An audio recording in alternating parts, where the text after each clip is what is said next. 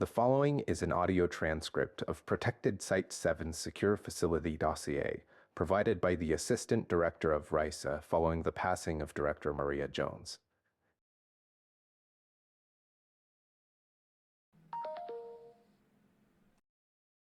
Hey, hope you got back to base safe after the service ended. I didn't hear the Condor taking off, but it was raining pretty hard, so, you know. It was a nice funeral, I think. She would have liked it. Never was the type for big fancy events.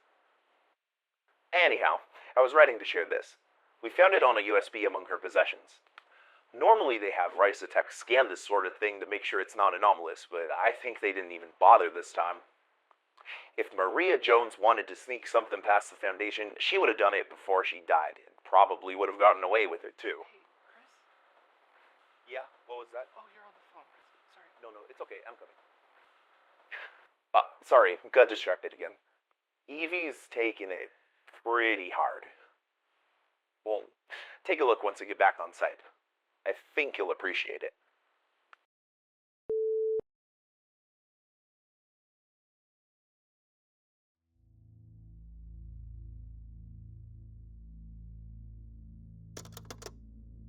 Hello. If you're reading this, it's quite likely I've died. Don't be too broken up about it. It happens to all of us. My name is Maria Jones, and I served as the founding director of RISA and of Site-7 until my retirement 4 months ago in August of 2022. It's nice to meet you, whoever you are. More likely than not, a RISA technician ordered to sort through my personal belongings. If so, consider this a gift from an old woman for your troubles. In the throes of post-retirement idleness, I downloaded a copy of the dossier file of my site and began making my own annotations. P.S. Please fix the back door allowing external access from the depot replica sync applet. Thank you. Some notes are my commentary. Some are excerpts from the original secure facility dossier from 1970. I hope they paint a clearer picture of the organization I have given 99 years of my life to cultivating.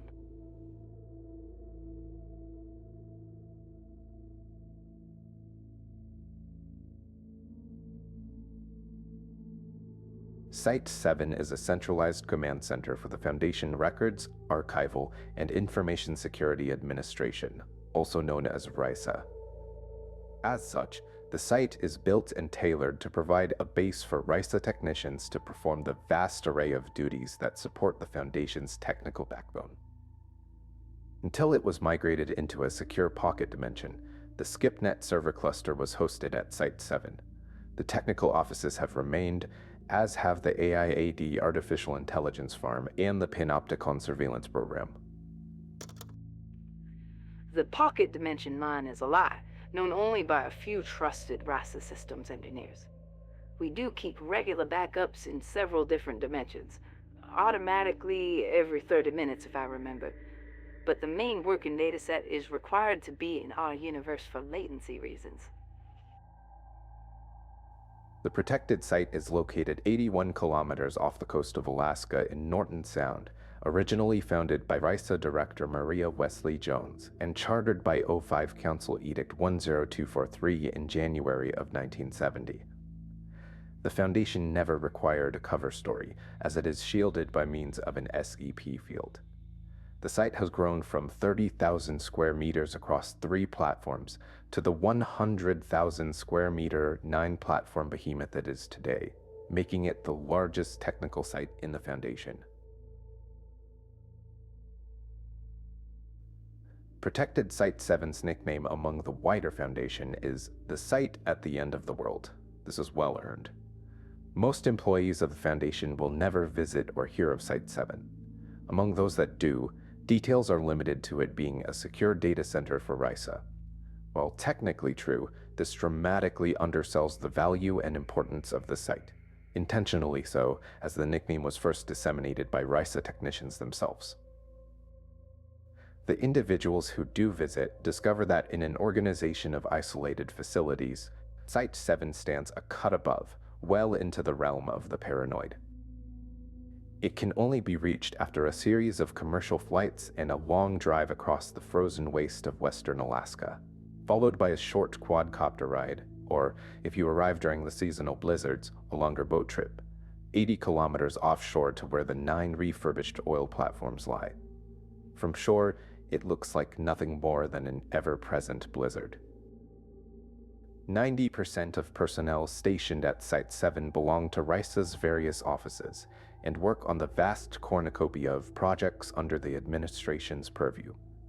These range from the upkeep of SCPnet, the Intersite database, or work on Panopticon, the Foundation's global surveillance program, to more esoteric applications of technology that the Foundation relies on, such as cybersecurity research to conceptually gap Foundation networks.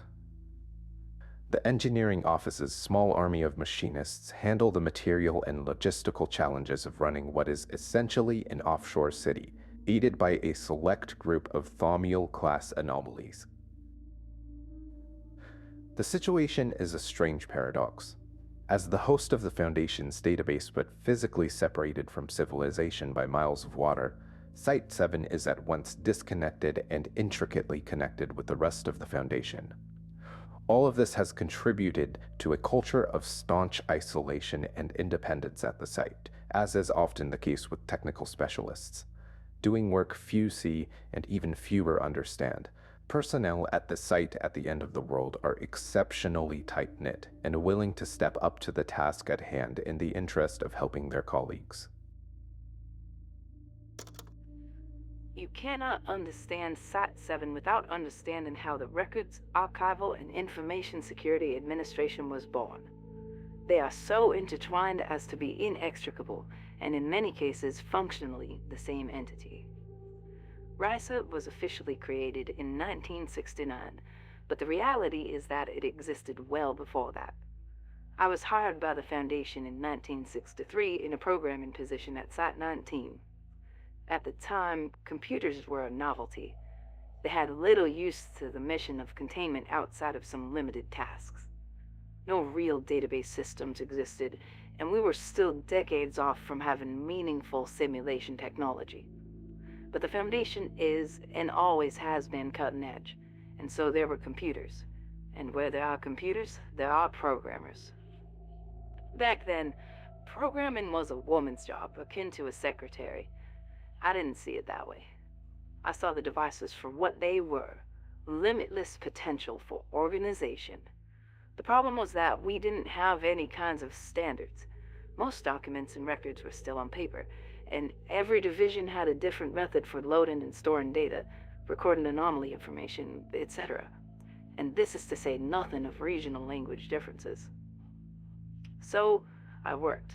I got in touch with several key secretaries and programmers at 19, and we founded the first informal technical standards committee. The first task was standard personnel listings, things like an SCP's lead researcher, relevant departments.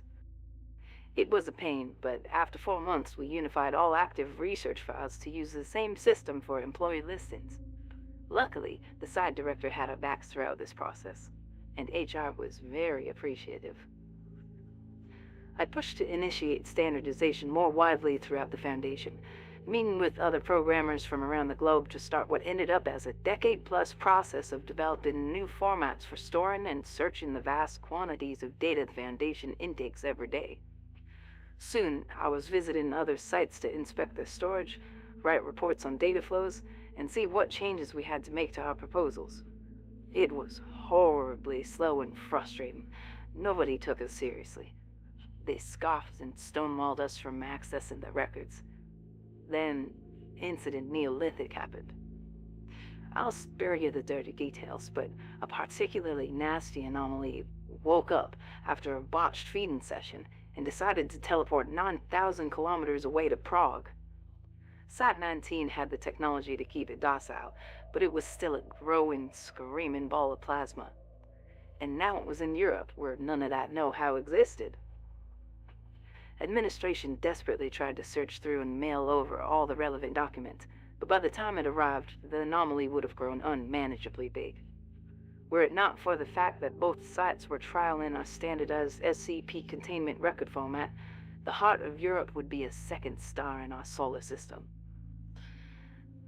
They started taking us seriously after that. Site-7's unique status as fully intertwined with RISA means that it does not have a designated site director.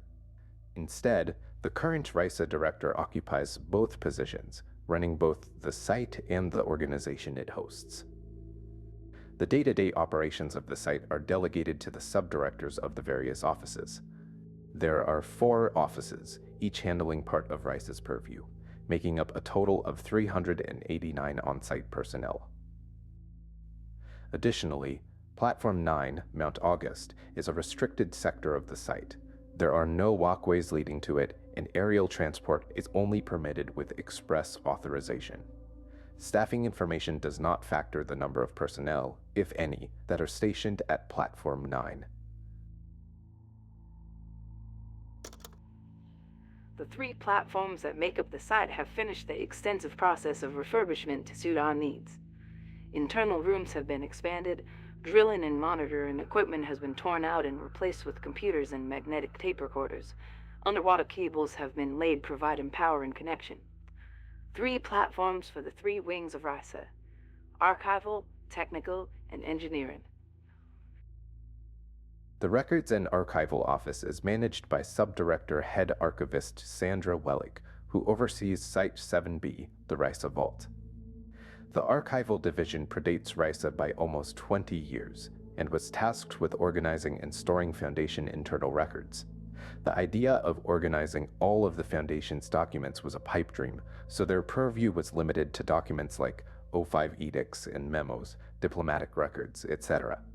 It was only folded into RISA as the Archival Office in 1985 with the construction of Site-7's satellite facility, Site-7B. The RISA Mass Deepwell Storage Facility, affectionately referred to as the RISA Vault, is still where most of the archivists live and work. The RISA Vault is a support installation holding the vast majority of paper records after they were digitized into SCPnet. Constructed in an underground cave that was hermetically and ontologically sealed with prototype deepwell technologies. I submitted the project proposal to the council under the belief the cave was empty. I was mistaken. The Technical Office, overseen by Chief Technician Evelyn McKay, is comprised of platforms 3, 4, 5, and 8, known as Starseeker, Deepwatcher, Plane Gazer, and Parthenon Tooth. The Technical Office comprises most RISA personnel and Site-7 resources, as well as almost half of the site's platforms. The initial billet of the office was simply the maintenance of SCPnet, but has expanded wildly in recent years to include satellite observation, anomalous programming, technical standards, machine learning, and others. Personnel have backgrounds ranging from traditional computer security to anomalous languages. Everything is applicable to the Foundation. The Technical Office is Site-7's bread and butter. Nearly all data we handle is, at one point or another, processed by the small army of technicians employed here. We do everything that can't be handled by the AICs. When someone needs support for a flawed file sync, a technician is with them. When someone's terminal has been taken over by an info hazard and needs to be quarantined, a technician is making the call to site security. And, God forbid, when a bug is discovered inside a Foundation service, a technician or 10 are there trying to sniff it out. Seeing this office evolve from a handful of secretaries on dial-up to an offshore complex with over 200 personnel has been one of the high points of my life. The Engineering Office, headed by Rita Vargas on platforms 1 and 2, known as Judeep and Fjord, handles the mechanical issues associated with the site, which are many.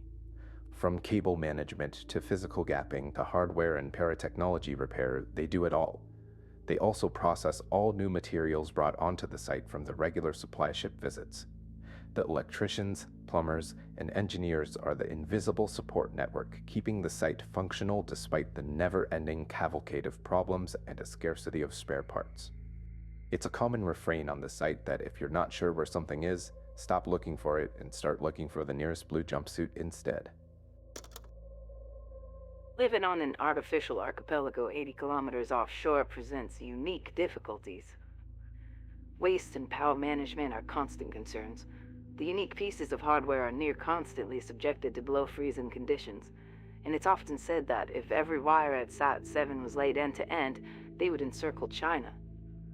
The engineering office have the Sisyphean task of keeping a set of oil rigs older than many of the personnel themselves in working order.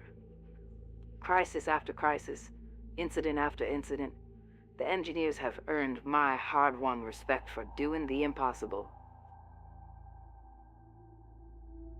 The security office on Platform 7 Red-Eye mostly consists of the site guards reporting to Security Chief Captain Pierre Gauthier and patrolling the various platforms of the site, with the notable exception of Platform 9, which has its own security force, but also has a sizable contingent of cybersecurity experts specializing in both mundane and anomalous network security. Despite the low action posting of Site-7, security personnel are plucked from the cream of the crop, regularly performing facility sweeps and participating in war games. The slightest gap in the proverbial castle walls could cause unspeakable damage. There is a common misconception that technical security somehow supersedes physical security. The reality is often the opposite. Most secure server in the world means nothing if someone can walk right up to it. The company of Site Security Division soldiers that live on and patrol Site-7 are our answer to that threat. The Surveillance Division, auxiliary to the Security Office, is led by head analyst Robert Chen across platforms 4 and 5, Deep Watcher and Plain Gazer. The Surveillance Division is primarily known for their maintenance of the Panopticon Global Surveillance Network. Aside from this, the division has several other duties as well, ranging from monitoring SCPnet usage, access patterns for classified material, and analyzing stolen technological reports from groups of interest. Globally, many different RISA operatives perform Surveillance Division duties, such as installation or maintenance of access points, cameras, etc., but these are not officially part of the division. Due to the need to ensure the highest operational security for analysts, all personnel are based in Site-7, with visits outside the facility requiring site director approval and a security accompaniment. Few people realize RISA has a surveillance division, and those who do assume it is solely responsible for keeping Panopticon up and running. While this is not entirely wrong, it misses the forest for the trees. The surveillance division is responsible for keeping an eye on everybody, both inside and outside the Foundation, and the threats that they pose. The division has scores of analysts who study reams of data from whatever source and determine what the risk is and who needs to know about it. A small outpost of the Department of Analytics is stationed on Platform 4, constantly attempting to improve the statistical models and AICs which keep a close eye on any new surveillance data. In particular, there is a heavy emphasis on technological espionage. We take no risks that the Foundation is ever left behind, or worse, taken by surprise. Fun fact, the Department of Applied Influence runs several fake Surveillance Division outposts as honeypots. They're full of supposedly RISA personnel working on surveillance systems, but in truth are fully staffed by counterintelligence officers. The tantalizing desire for a peek behind the curtain has led several groups of interest to unmask their own operatives for us.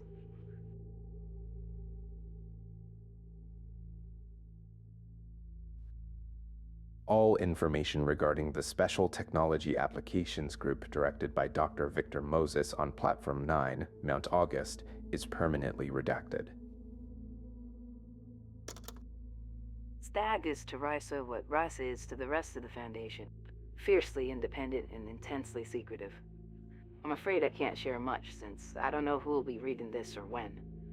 But in short, Lockheed Martin had a skunkworks division granted broad autonomy and an almost unlimited budget to pursue whatever radical research and development projects they wanted, unburdened by bureaucracy or red tape.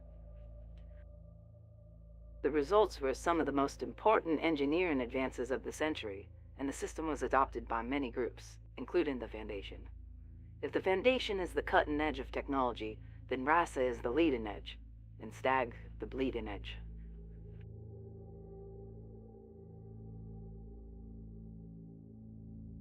There are several notable anomalous implementations at Site-7.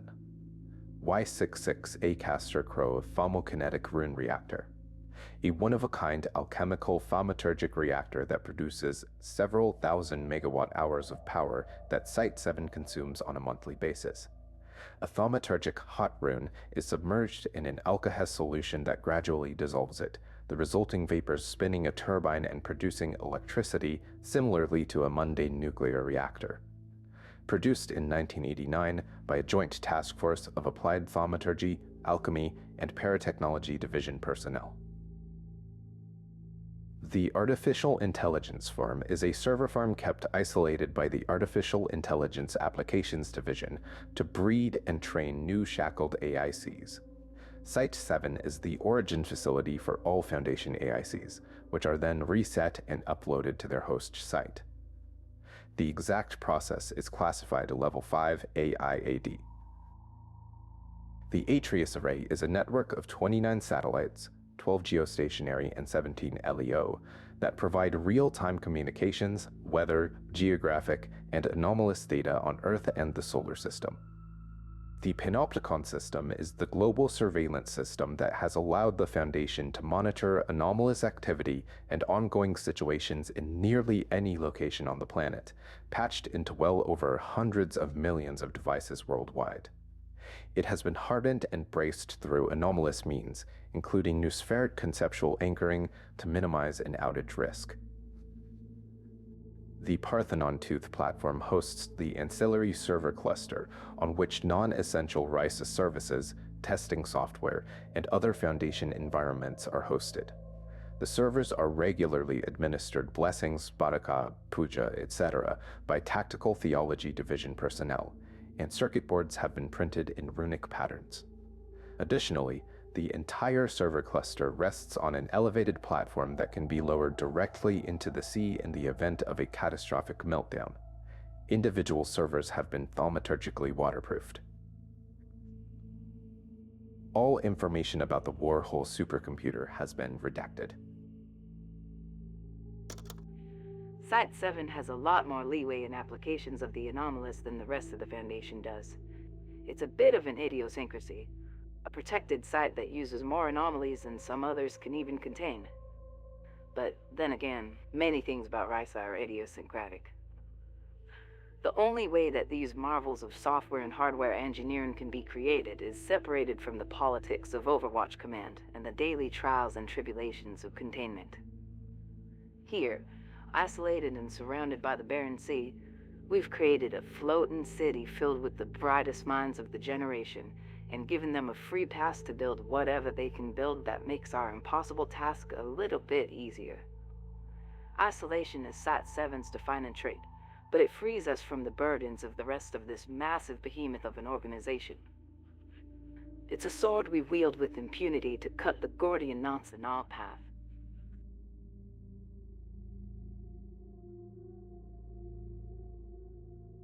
There are three notable incidents that have occurred in the history of Site-7.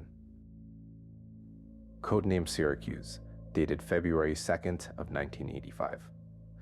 Partway into the construction of Site-7B, the RISA Vault, significant pre-existing architecture was discovered within a sealed portion of Deep Well Cave, as well as extensive paper records of the kind intended for eventual storage in the cave. Codename Pitch Black, dated May 19th through 24th of 2022.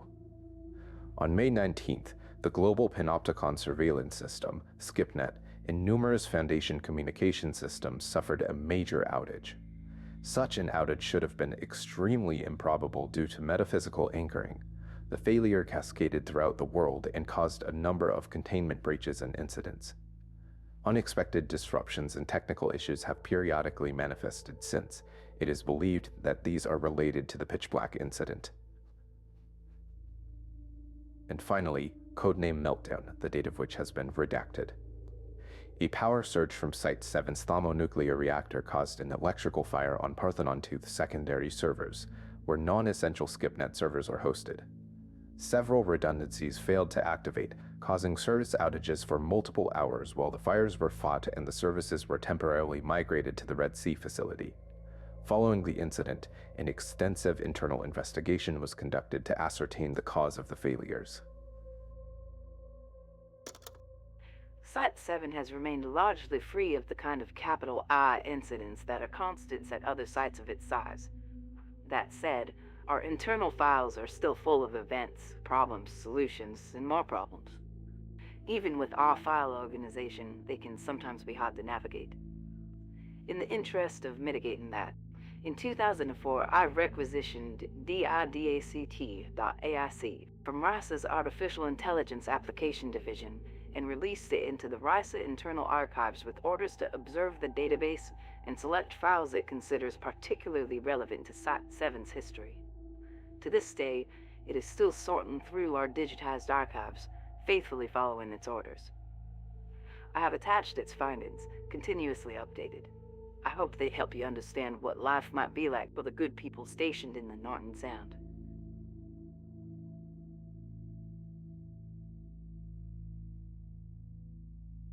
RISA and Site-7 have maintained a strong independent streak as entities within the Foundation.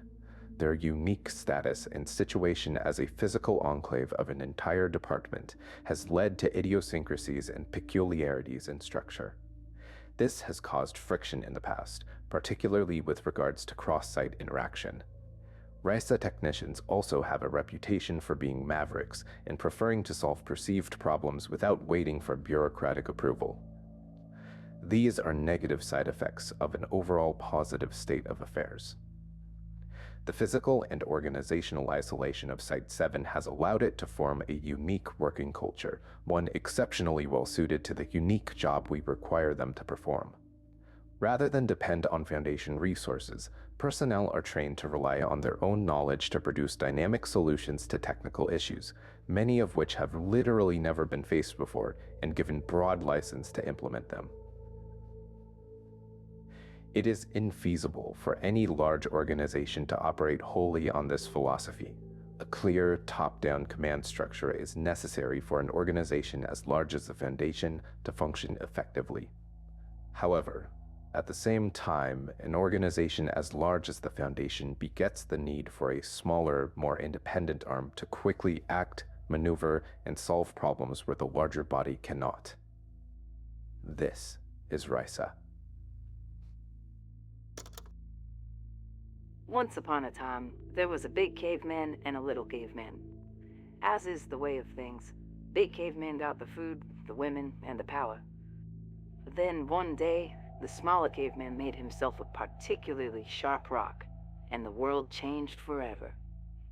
Technology can be an amazing equalizer. It's no perfect egalitarianism like some people claim, but it lets you shift the dynamic of power in a way nothing else can. It lets outsiders seize the throne if they have the will for it. RISA has always been an early adopter of outsiders. Outsider technology, outsider knowledge, and outsider peoples. The rest of the Foundation sneered when a black woman was handpicked to lead the department of keyboard jockeys. They were, and often are, still tethered to society's judgments and idiosyncrasies. It limits their scope, their ability to see the whole board. They weren't sneering after I turned my office of technicians into one of the most powerful security organisms on the planet. RISA's relative independence from the Foundation allows us to hire and staff with impunity. We don't have to worry or care about what things look like.